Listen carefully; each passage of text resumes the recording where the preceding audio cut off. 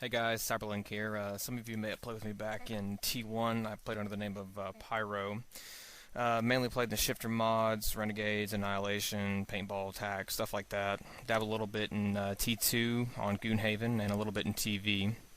But anyway, that's my background a little bit. I just wanted to get that out of the way. Let's see. We'll go ahead and start with Todd. Let's say, how's your day going, Todd? Day's going great. It's good weather in Atlanta. Actually, there's a big game developers, or I shouldn't say big, but a local game developers conference this weekend. So we're wrapping up Friday afternoon, and a bunch of people from Hi-Rez are heading downtown for a developers conference for neighboring studios called Siege. So if anyone's in the Atlanta area and they happen to hear this weekend, there's actually an Art of Tribes panel that Sean and his team are giving there. And if they record it, we'll try to maybe make that available for folks afterwards. But should be a good weekend. Cool.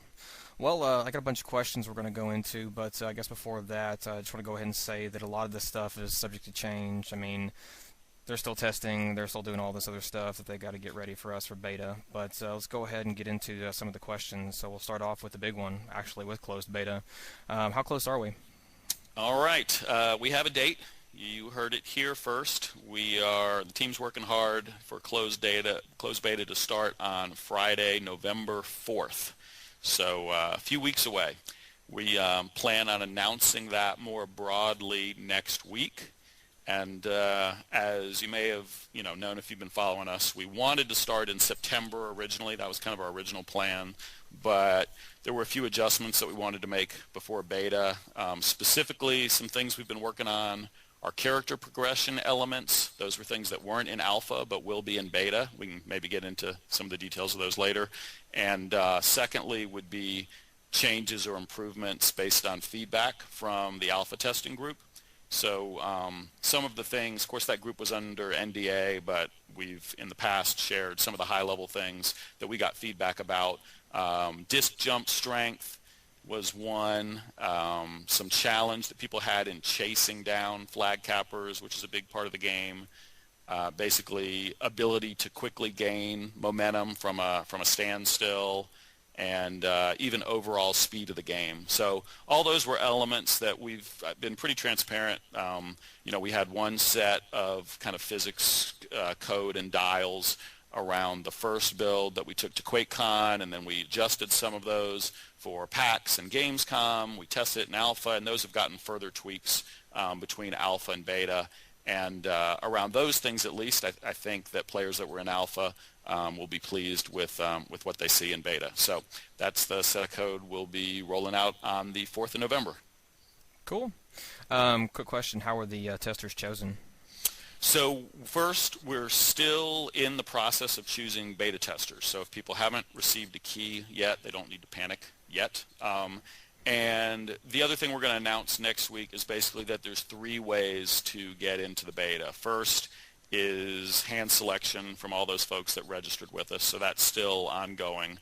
And there's a lot of factors that go into how we choose that, but most important is we're trying to get a representative target audience. So diversity as far as their system spec, their geography, their gaming experience, all that stuff. So first is apply on the website, or if you already have, we're going to be issuing keys to some of those folks. Second, we'll keep doing some promotions and contests. I know people saw the thing we did on Facebook, which was a real small one, but we'll continue to do things like that because that just helps draw more people to the game, which is good. And then third, starting next week, we are going to be taking pre-orders for basically a what we'll call something like a VIP starter pack. And again, we could maybe get into the details of that, but one of the things that will give you, in addition to just like a 33% discount on buying stuff, is admission to beta guaranteed. So all 3 of those populations will be looked at when we start the beta in early November. So that starter pack you're talking about, that's kind of like the vet pack was talked about on the forums?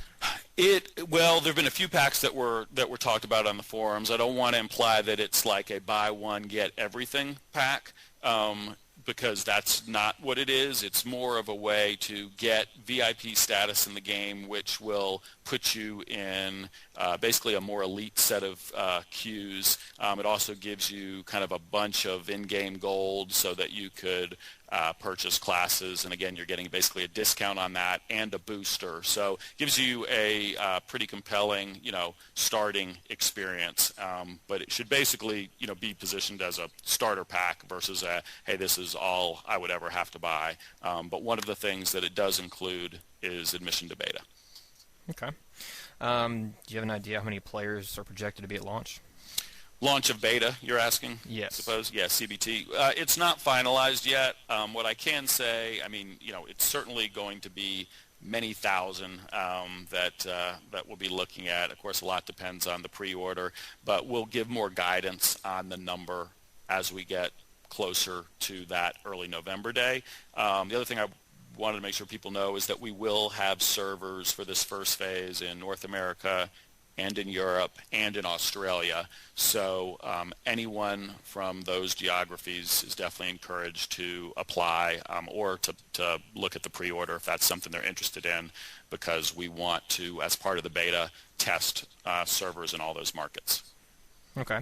Will the population ramp up from the start of closed beta through it? It definitely will, yeah. We do plan to have an open beta that'll be completely open and to gradually let more people in. So, again, we'll give more specifics, but in general, we'll ramp as we go. Okay. Any limitations in closed beta compared to open? Well, first, compared to alpha, I would say, I'd describe our alpha testing as just really focused on the match-based combat with a limited number of loadouts and no progression system. So in closed beta, we're going to be adding other loadouts, and we're going to be testing character progression outside of matches.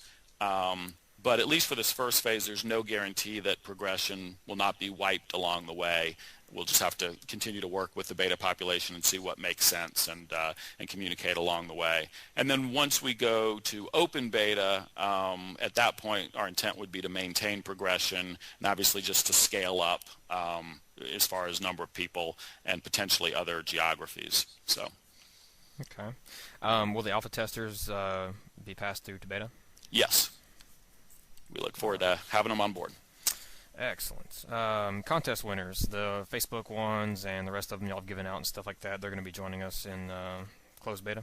That's right. Yep. Some of those folks, in fact, got keys, right towards the end of alpha. So some got in, some didn't get in, but all those keys will also be valid in beta. And as I said, we'll be doing other contests leading up to the start of closed beta and beyond. Okay. How does the NDA apply for closed beta? I mean, what can be said, if anything? For the very beginning, we're going to keep the NDA in place. So at that point, beta testers can communicate that they're in the beta. They could even encourage their friends to apply if they want, but anything related to the product will still be under NDA and confidential. We will almost certainly lift the NDA sometime before open beta, but we'll, again, communicate when that happens. So players should assume if they get in, they're still under NDA until told otherwise. Okay. I assume since there's going to be so many players that the servers will be up 24/7. Yeah, 24/7 may be a little aggressive, but I would say, in alpha, and again, I guess we only communicated this to the alpha group, but in alpha, the servers were often up, but there were very small pre-scheduled windows for the actual matches. It was a small population. We wanted to get critical mass, so we would, do a test on a Sunday night, let's say, and have them be very organized and pre-scheduled. In closed beta, we want, I would just say, a high availability of servers and continual matches going on. And as we get closer to it, we'll announce the exact schedule, but certainly much, much higher availability compared to alpha. Okay. How do you guys plan on collecting data and feedback from players? So our two primary methods, similar to the guidance we gave the alpha group, are subjective feedback via surveys, and then more objective via in-game metrics, because we spend a lot of time, collecting those metrics so we can see what players are actually doing in-game, what classes they're playing, what weapons they're using. And so surveys and metrics will be the two main vehicles. We'll also communicate ahead of then more details on reporting bugs, because we're still determining what system we're going to do as far as just straight bug reporting. But as far as the more gameplay subjective feedback, surveys and metrics primarily. Okay, metrics or game data, I'm assuming. That's right. Sorry. Yes. Data that really players don't have to do anything other than play and try to win and have a good time. And then that is game data that we are harvesting all the time from the server that we can analyze, and we can look at, again, what weapons are killing the most compared to the time that they're in a player's hand and that sort of thing. So they are really great source for our designers as far as tweaking weapon balance, which we definitely expect to do during beta, closed beta. We expect to be a lot of tweaking those values around game balance. All right, cool. Well, that answers a couple questions about the beta testing. Let's see, on to gameplay and goals. What were you guys going for by implementing the loadout system? Loadouts, yes. So we see a lot of comments on loadouts, obviously, on the forums. And so first, what were we not going for? We are not trying to take away fun and flexibility in order to make it easier for noobs. So I definitely, we see that claim a lot, and so that was not what we were going for. I guess the one-liner of what we're going for would be maintain the spirit of tribes, but emphasize teamwork and meaningful choices even more through class-based gameplay. And so really, in every interview, we've tried to basically get the word out there that we're trying to maintain the feel of tribes, but add a class-based nature and character progression. And so, to us, class-based, that doesn't mean dumb it down. It's just it is a different approach to the game. And so our designers, in the same way they're inspired by tribes, they're inspired by a lot of class-based games, whether that's the Battlefield series, that has kind of a subtle class system, or Enemy Territory, or even Team Fortress 2 that has one of the most, I'd say, strongly typed class-based systems. So in all those class-based games, it's the nature of them where every class has strengths but also has weaknesses. Some of the classes might be more versatile, some of them might be more specialized. But for all those games, just like with tribes, it's certainly not the case where the designer says, hey, let's do classes because that's less work for us, or let's do classes because that's going to dumb down the gameplay. Really, they're usually saying, let's do classes because if you're stronger at one thing and I'm stronger at another thing, that emphasizes interdependence, that emphasizes teamwork, and we think that teamwork is a core part of tribes. So that's really the main thing with loadouts, was we wanted to take the game in a class-based direction. So I know it's a sensitive point because tribes vets really appreciate the freedom of the original equip system, and we don't think the original equip system was at all broken. And it's more that really for us, we feel like classes will allow for more interesting gameplay. So we think, how can we maintain that spirit of freedom, but and give players other meaningful choices, such as what classes you're choosing, how you progress your class, even systems that players haven't seen yet, such as the perk system that has another degree of flexibility for players and player choice. So it is definitely a change to tribes. We get it. In our mind, it's an evolution, and it's going to make the franchise give it a lot of long life. But we understand it's a change. But that's what we're going for, is a class-based approach. Okay. Do you think that those at some point in the future would be able to be customizable beyond just picking a loadout? I do not at this point see any customization that would kind of break the idea of a class role and what the class strengths and weaknesses are, because that would kind of defeat the whole point. I could at some point see, and this is very speculative, there's nothing on this planned in the beta, but if we had a class that was more of a sniper related role, there might be an alternate sniper rifle that a player could perhaps get. But what we wouldn't want to do is take a class that is kind of, again, a sniper class and give them a very strong mid-range weapon, because, if you think about a sniper, they are, they're really strong from range, and they can take down a flag capper. They're intentionally weak against vehicles, and so if you know someone's playing that class, you can approach them with some, with some predictability and some tact. And if that class also, let's say, had a spin fuser and could take you out at the mid-range, that completely changes it and makes it not a class-based game. So that's, hopefully that sort of shows people what we see as the strength of a class-based game, is that there's some predictability there as far as strengths and weaknesses. Okay. I guess another like soft spot, it would be the internal communication with you guys about the spin fuser or spin fuser plus 2. What was talked about? How did y'all come to the conclusion that it wasn't good, or what?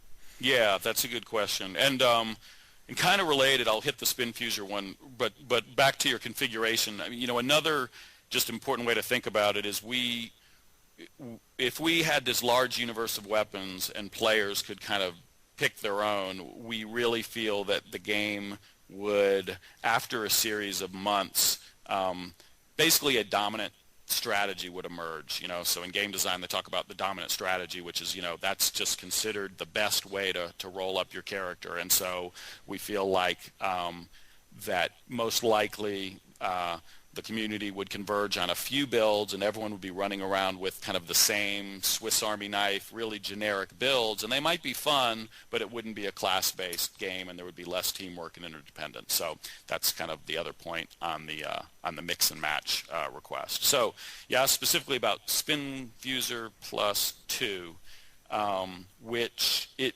definitely got a lot of discussion and debate in the studio, so it did not fall on deaf ears. And I'd say, the discussion, it was deep. It wasn't like, well, the design team thinks we should do it and management shut them down because they wanted to make a lot of money. That wasn't the case. Across management, across design, across art, there were various discussions about that because it was an interesting approach, and I think an attempt by the community to maintain some class differentiation, but also give the spin fuser. But ultimately, like any discussion, debate, you got to reach a resolution. And we challenge our design team. Really, their job, the ones that are working on classes, is to deliver classes that are balanced and attractive, but also very distinct. And ultimately, giving every class a spin fuser inarguably hurts its distinctiveness. You might think it's better, you might think it's worse, but they're certainly less distinct. And our team felt they could, in fact, deliver classes that were balanced and attractive and distinct better if every class didn't have a spin fuser. So we seriously, talked about it. In fact, I read personally a lot of the forum posts around it. I saw, I'll even if I can recall. I saw, I think I'll summarize the 3 main arguments as to why tribes will fail unless there's a spin fuser plus 2. So, because they were all well thought out. So, why tribes ascend will fail unless there's spin fuser plus 2. There was one set of arguments that was kind of that the spin fuser is so iconic that it just has to be in the game. So I'll call this like the lore argument. And I agree, it's the most representative weapon by far. We just don't necessarily feel we should limit ourselves to it. And, it's kind of like, I guess, if someone asked me what's the weapon of Star Wars, and I'd say the lightsaber, and then I'd say I expect the lightsaber to make an appearance in every movie, but not necessarily every scene of Star Wars. And that's, I guess, kind of, just from the lore perspective, what I think about the spin fuser, and that we should definitely want to see blue discs flying on the battlefield, but maybe not necessarily in every single fight. But our art team feels it's very iconic. We do, for the light class, for the medium class, and for the heavy class, there's a loadout for each of those that carries a variety of the spin fuser. And in fact, they're different models. They all have really cool looks. They are all different weapon designs derived from a previous Tribes game. One was influenced from Tribes 1, one from Tribes 2, and one from Tribes Vengeance. And in fact, I think we'll share maybe we'll share an image of that, because I don't think we've revealed the heavy one or even the light one externally, and they look really cool. So anyway, understand the lore argument, but but don't necessarily agree with it. There was a second argument around kind of the gameplay balance argument, right, which is just that it's such a good weapon that as a player I am disadvantaged if I don't have it.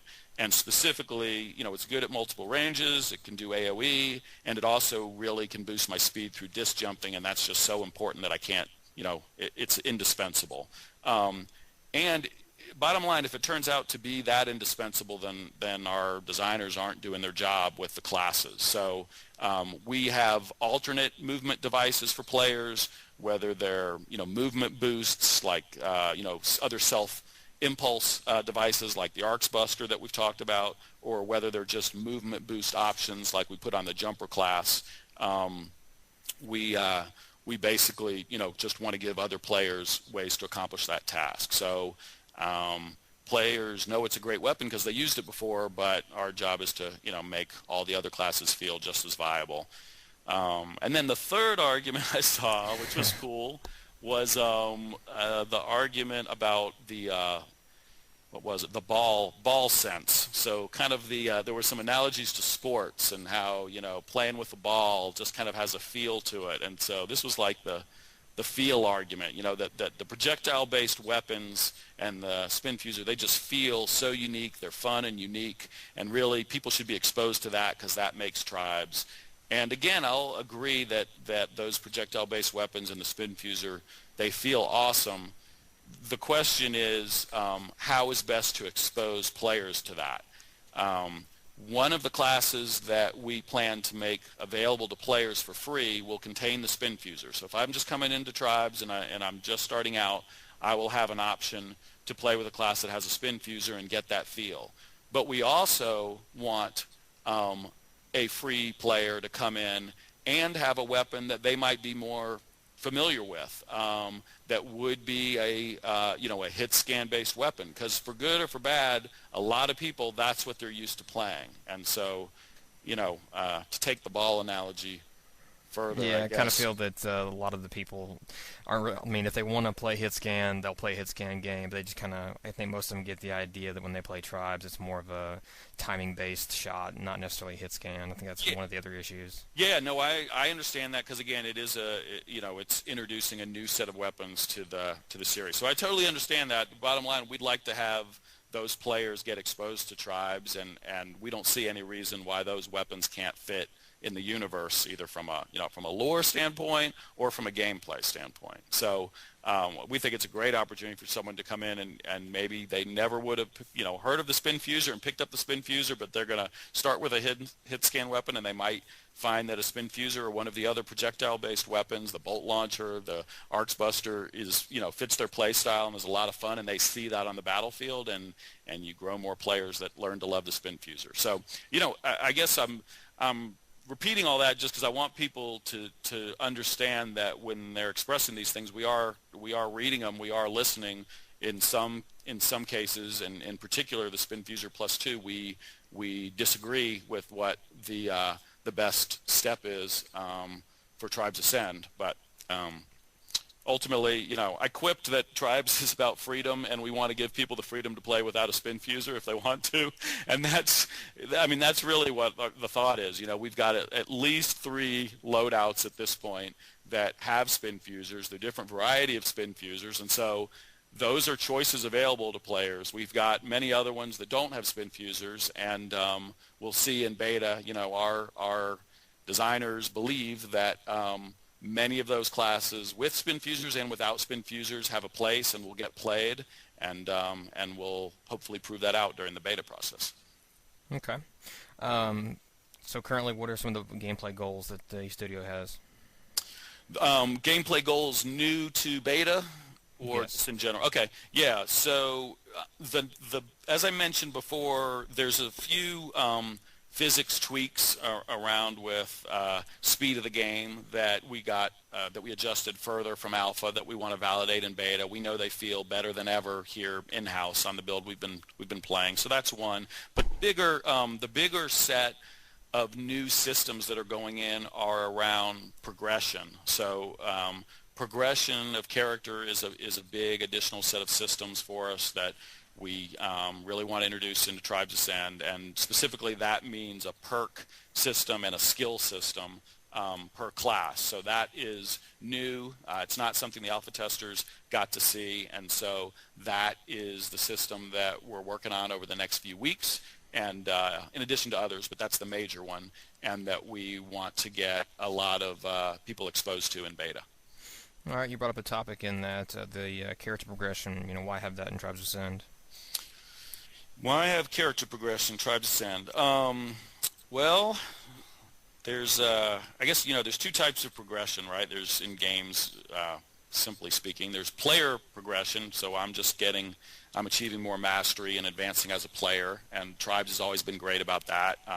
If anything, maybe some would say the skill curve was a little bit too hard to get into, but certainly it was satisfying and held people for many, many years.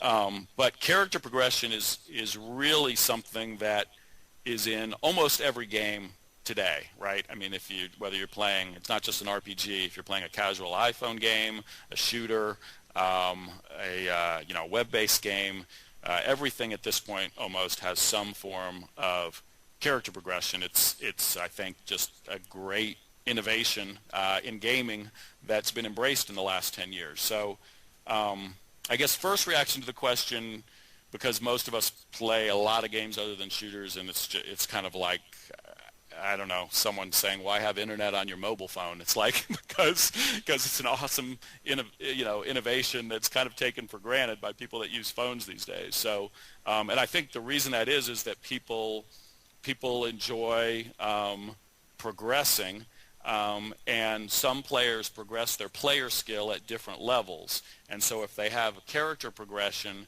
it allows them to have meaningful, short-term goals and long-term goals, and they see themselves moving forward, and that feels good.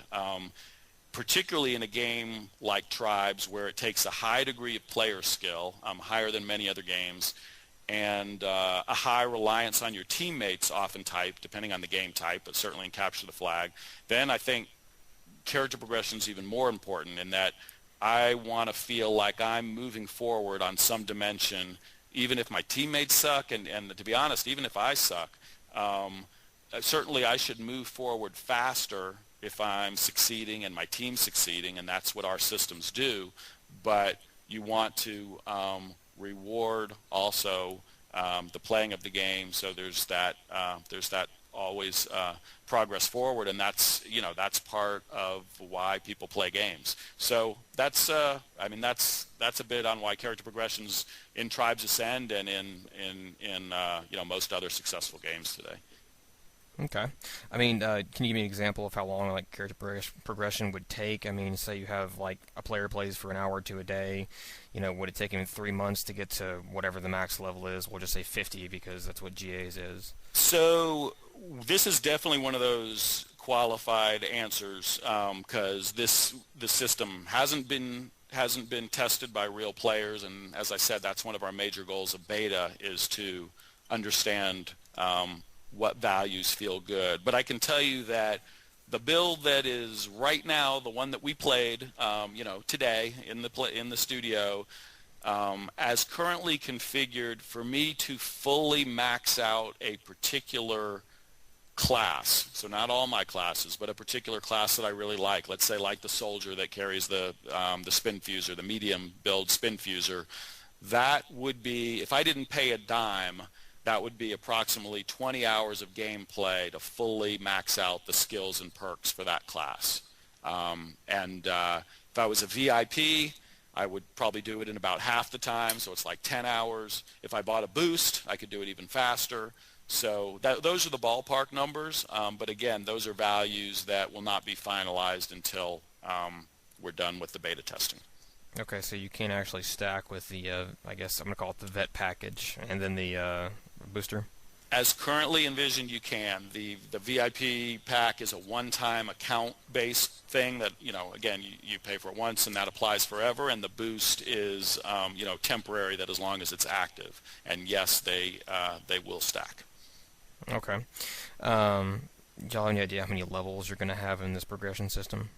Again, it'll almost certainly change. Right now, per loadout or class, there are 11 usable skills or perks per loadout. And the way the system works right now is a class itself is unlocking skills and perks specific to that class, and then your character rank is more of just a prestige thing. I believe that's currently set at 50, but that character rank that goes across classes is entirely prestige right now. It has no gameplay effect.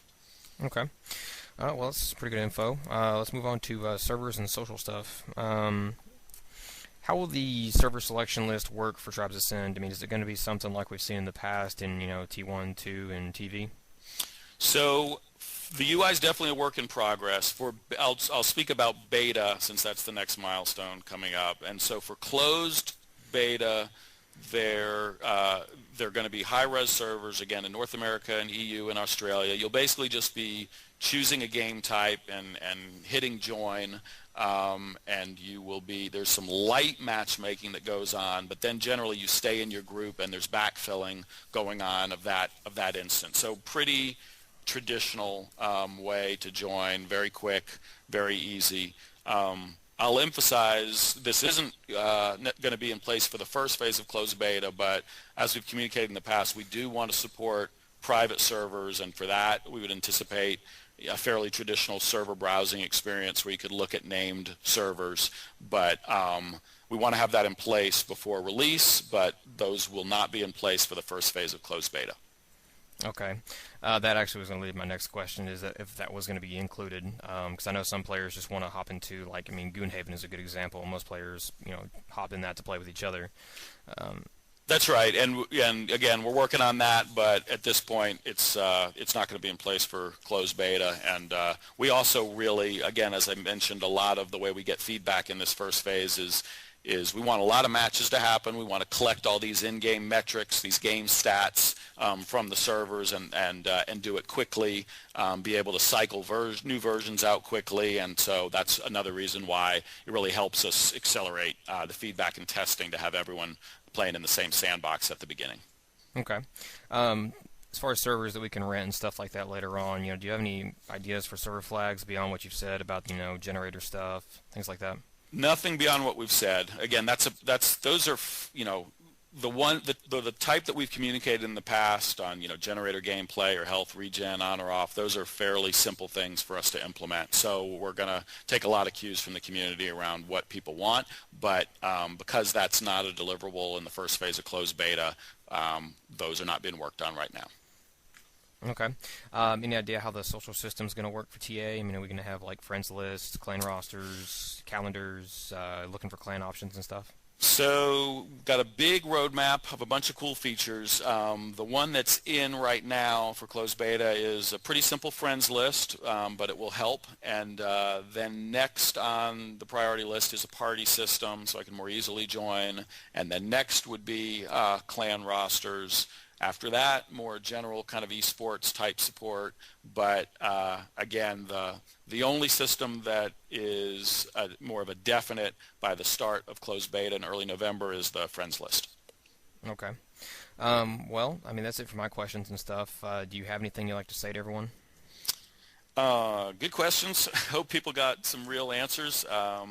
I guess I'd emphasize two things. One, thanks for following the game and participating on the forums, and we really do understand that you guys are trying to make the game as good as possible. Hopefully, with this interview, you got to feel that we read the forums, that we do take the feedback very seriously, and we share those same goals of making the best game possible, even though we may reach different decisions ultimately on some of the elements. But that said, the Alpha Group's already provided great feedback, and as I mentioned, many things which have been incorporated before the beta build.